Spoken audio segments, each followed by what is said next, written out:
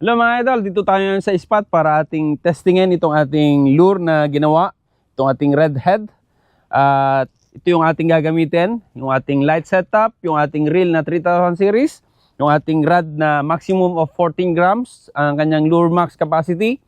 At titignan natin mga idol kung paano ba yung langoy niya, itong ating customized na lure. So ito yung ating lure mga idol, KFTV na redhead. At ang nilagay nating size ng hook dito ay number 2 na BKK. At tingnan natin yung galaw ng lure.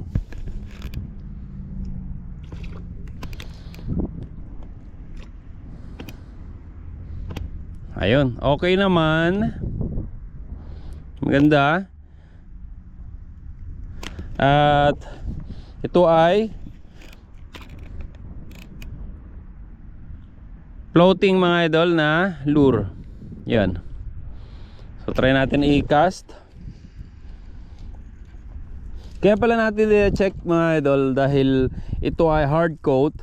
Minsan kasi pagka hard coat yung lure ay nagbabago yung galaw, mas mabigat.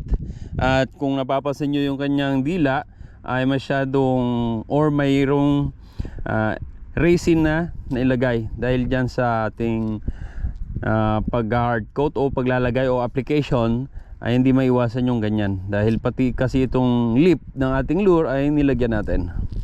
So yan, testing natin na i-cast kung makakalayo. At itong lure pala na ito ay 10 grams. So ayun, saktong sakto lang yung ating lure dito sa ating setup.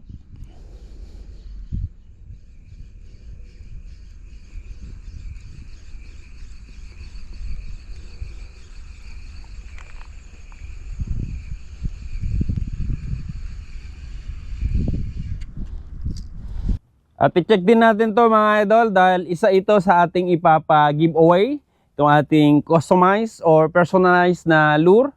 Isa ito sa ating sasali sa ating mga papa-giveaway. Tignan natin at i-check natin yung kanyang galaw or langoy gamit itong ating treble hook. So ito yung ilan sa mga ipapa-giveaway natin na lure mga idol. Ayan, KFTV. At yung lip kasi niya ay nalagyan natin ng resin epoxy. Check natin kung gaano ba yung galaw ng ating lure pag nasa tubig. Check na natin.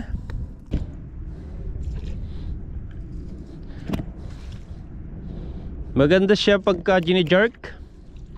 You know, pag gini-jerk. Pero pagka pass retrieve, para siyang stick, parang stick bait. Pero pagka gini-jerk, jerk, para siyang namamatay na o yung nangihina na isda. Yan. Okay, check natin sa casting distance. Dahil ito ay 10 grams lang din. At itong ating setup ay light setup, maximum of 18 grams. So malamang maganda rin yung casting distance niya. Okay. Okay siya. Retrieve. Jerk. Then slow. Pass. Jerk.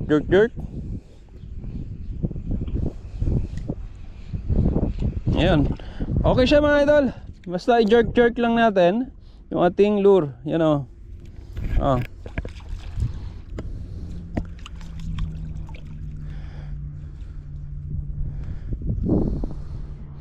Okay. So hard coat kasi ito mga idol. Yan, isa ito sa ating mga ipapa giveaway. So ito yung ating redhead kanina mga idol. Binawasan ko ng konti yung resin epoxy na nakapatong dun sa lip ng ating lure. Check natin yung kanyang resulta. Ayun, mas magalaw na yung ating lure habang nasa tubig. So in case mga idol na kayo ay isang mapalad na makakuha sa ating lure na naka hard coat at masyadong umbok yung ating lips ng ating lure, ay bawasan na lang ninyo mga idol. Or kung may time ako, babawasan ko to, i-scrape ko. So yun yung sadya natin dito sa fishing spot mga idol, para makita natin kung ano ba yung galaw ng ating lure na ipapag-giveaway sa naka-hard coat. At napansin nga natin na hindi gaano magalaw yung ating lure kapag masyado makapal yung ating epoxy sa may lip ng lure. At dito sa kabila, nagbawas tayo at ang ganda na ng galaw. At kampante na ako na papamigay ang mga lure na to. At ito kasi ay personal ko to mga idol. At itong mga ganitong klase, parehas lang din naman ang itsura, pati yung kanyang hugis or yung design ng ating lure. Pero papamigay tayo ng ganito, mga 10 ata yun o 15, plus yung mga bago nating ginawa na 5 grams, 8 grams, at yung 4 or 3 na 20 grams. So abangan lang nyo mga idol, yung ating mechanics para sa ating pag-giveaway. At tapusin lang natin na i-top coat yun at lagyan ng hard coat para pwede na siyang i-pag-giveaway. Thank you so much and God bless!